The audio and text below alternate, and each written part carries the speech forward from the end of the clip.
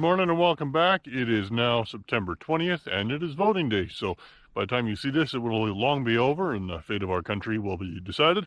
But as for today, I hope you find time to get out and vote. I know it can be difficult sometimes, but I'm out in some barley stubble, and this got sprayed about 2 weeks ago with Black Hawk and glyphosate. And overall, it's done pretty good. You can see we managed to burn down some pretty large Russian thistles in here, as well as kochia. So these guys are looking pretty good and crispy and dead now, so this is great. Good opportunity to clean up the field here this fall. Here's a field of canola regrowth. This was the field you saw getting sprayed by airplane last week, and you can see we do still have the odd flower kind of here and there, but these plants are very heavily stressed and going down pretty rapidly now. These are burning up. So it shouldn't be much of a problem to get in here, get this combine now, and then we'll have a minimum of green pods and flowers in the sample in the combine. So it should go much better. So we'll try to get this done this week. Here you can see we got some frost damage from last week. This canola, you see we got a couple leaves here are frosted off, and that is kind of repeated throughout the field, a little more, a little less in some areas here. And it's definitely frost damage because the alfalfa that is right next to it looks perfectly fine. Alfalfa is a lot more tolerant to temperatures than something like canola is, and it all still looks perfectly fine, and we still need to get this so we can still get in here and spray.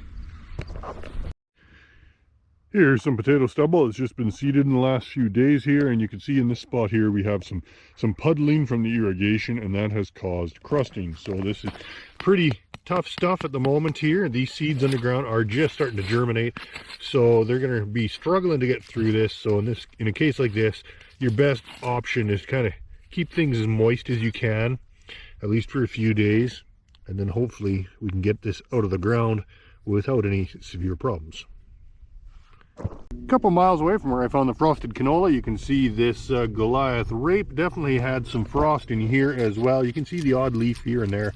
Mostly the taller stuff that was up at the time has been frosted, but the stuff that was lower down, the crowns of the plants are still good and healthy. So there's still new leaves coming out. Some of the dryland winter wheat this week is looking not too bad, but very limited growth in the last week compared to the irrigation areas. You know, this stuff is really struggling to get going now. We've pretty much totally run out of moisture again on the dryland. We really need at least another half inch of rain or something in the next week or so to help this get a little bit better established before winter. Here by Lethbridge, this Pioneer 58 AM corn is still doing really good. There's pretty much no sign of frost damage even around the edges of the field. Ears are developing into the dent stage, but they still don't have quite enough starch yet to be at proper silage timing, and the overall moisture content would still be too high. So we still are waiting on this one. So if we don't get a killing frost in here, probably still a week or two away from ideal timing. Well, about 2 miles north of where the Pioneer hybrid corn is, this grazing corn basically is still about knee tall, maybe a little bit shorter now due to some frost damage. So the growing points inside are still looking pretty good. We do still have new growth is emerging. They're already pushing out new leaves, so they are going to make a recovery as long as they don't get another frost, but we could get another frost at any time. Well, the oats by Colehurst are doing pretty good, although you can see there is a touch of frost in the upper canopy here. So some of the tops of the panicles have been frosted, which is causing some of them to start to dry down, but some of them are still quite milky, so it's kind of a little bit premature of a dry down, but we'll see how things go. There is a risk of frost, I think, Thursday night again this week. Make sure you have seed treatment on your winter wheat, folks. The wireworms are out and they are hungry. Well, here you can see farther west, this is by Colehurst. This corn was frosted pretty good, and it is rapidly starting to dry down, and that is a good time to get in and get her silaged while you still have enough moisture to have it ferment properly. Well, as the week goes on, combining has been going pretty good. Most of my guys here are pretty much wrapped up or finishing up here in the next couple days, aside from silage corn and other silage crops. Most of the grain crops and canola are now combined. There's still a few acres here and there, like this safflower here, which is only about half combined so far, but I imagine this will get done fairly quick.